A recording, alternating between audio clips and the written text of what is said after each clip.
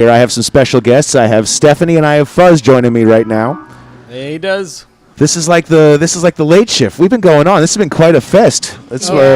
Yeah. We're like 4 hours deep at this point. Yeah. It's been awesome. And it's been like bang, bang, bang. 15 the to 20 after minutes hours set. portion of it, actually. We're doing the after hours portion. After hours. This is where we simmer in.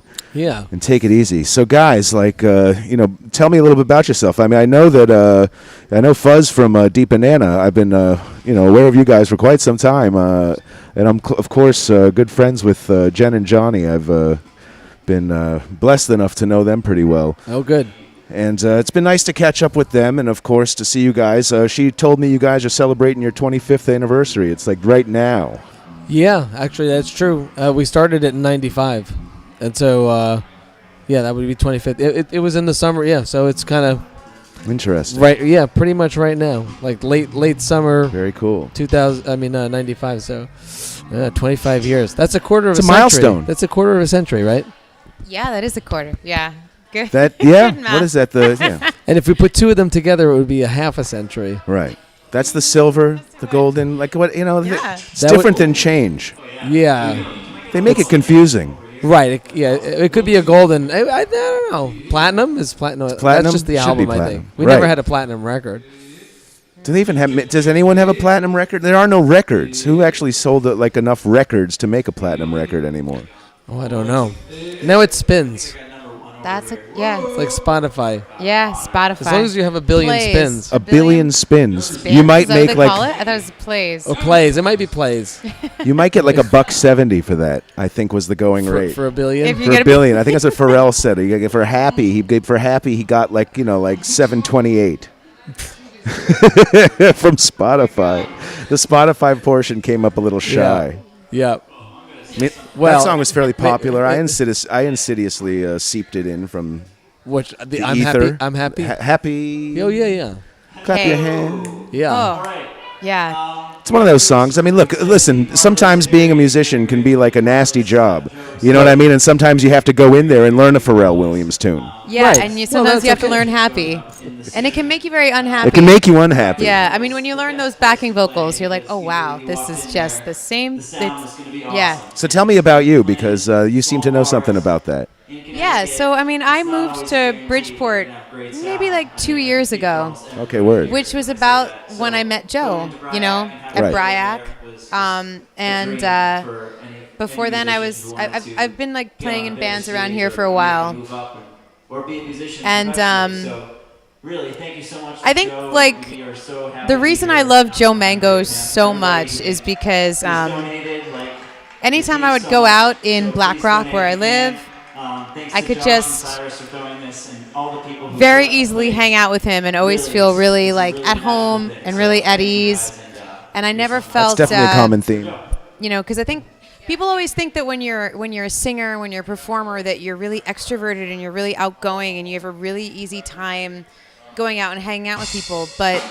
And maybe that's true for a lot of singers, but it's not true for me. I have always been more on the introverted side. Okay. And I think one thing you'll hear a lot about Joe, I mean, he has a tendency to take people under their wing. Right. So anytime I would ever go out, I would always feel like if I saw Joe Mango, that was my island. Your you know what I mean? rock. That was He my was your my rock. rock. And I've always I miss him so much because of that. I mean, that was something that I thought that when this whole thing was over, I was going to be able to go out and see Joe again. Right. And in keeping with him, he helped me really like get my act together and get a home studio for voiceover set up. Because a lot of people don't know this about Joe, but he was very into voiceover. He was really, really into like this radio plays that he used to do at UConn. Okay. And like he was so like he was such a good, encouraging friend and an enabler in a good way. You know what I mean? Like he gave me the confidence. A sound He helped man me is get really the an equipment enabler. together. Right. And one other thing about Joe is that he gave the best hugs in the world. That's another thing I've heard. He gave the best hugs in the world. And I have a penchant for wearing fuzzy things, like fuzzy sweaters, fuzzy coats, fuzzy scarves. My hair is fuzzy. So every time we would hug, he would just be like, "Oh my God, you're so fuzzy."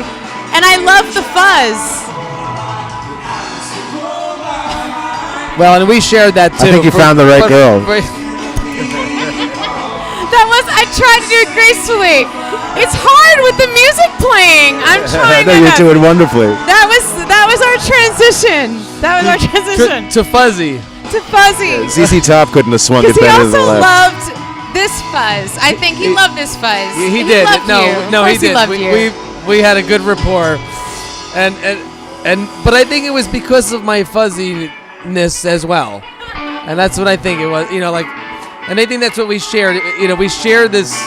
It's almost like a little love triangle with Joe and the two of us for our fuzziness. Right.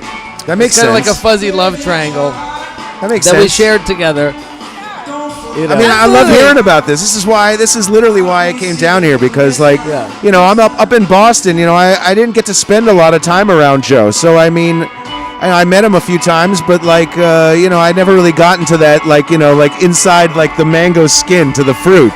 You know what I mean? I never got that deep into the fruit, but I figured that was exactly what I was missing was the opportunity to come down here and just hear about all these stories. This is how someone like me or anyone out there might get a chance to know this guy a little bit better and why this many people care so much to be down here to honor him because he, we'll listen back to the audio on all of these things that I did, and I think maybe 80% of the interviews I did went out, and the audio that I that sent out was all hot for the most part. It's like having a real when I have a real audio tech at the helm, I sound like a king, right? We all sound like kings. You got to have that. But if you don't have that, you've got nothing. Right. You really have nothing as a performer, and I've gotten to work with some good ones lately, and it really gets me understanding just how true that is. That with a good sound man, you could actually go all the way. There's no stopping you if there's someone who really dials you in appropriately. It's that's what you've been fighting this whole time. Yeah, it's essential. Yeah.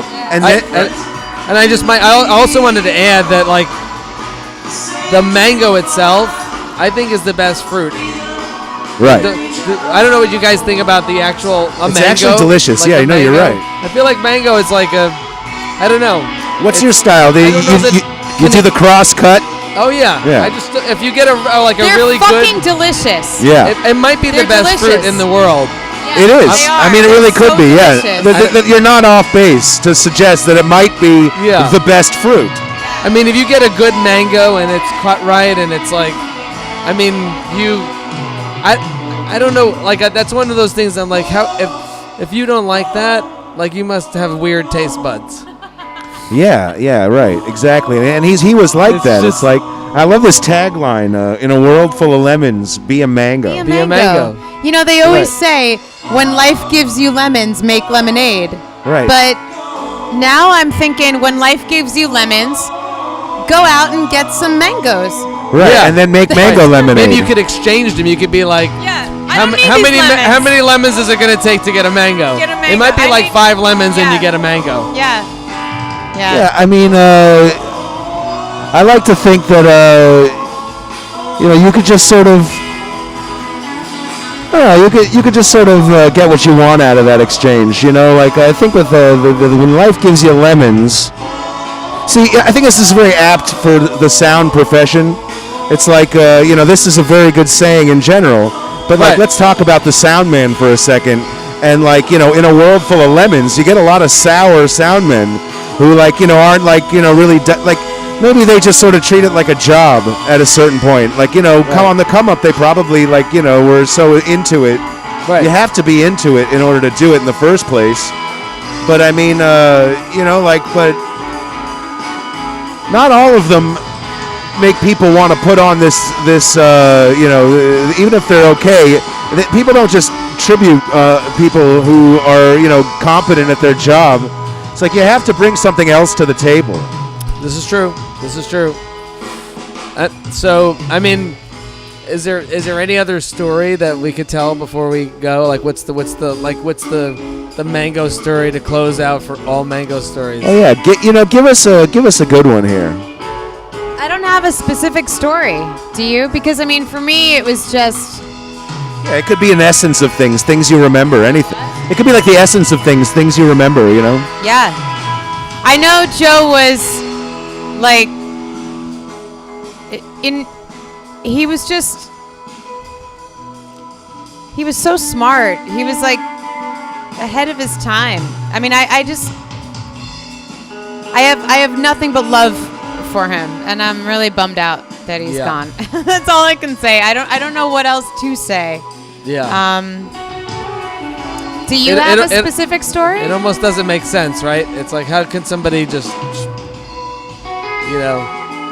But do I have a specific story? I mean, some of the memories that stand out to me. I mean, we've known Joe a long time. I feel like he would be like taping the shows with the microphone. Like he would come down and do he would be taping, and then he got more into the tech.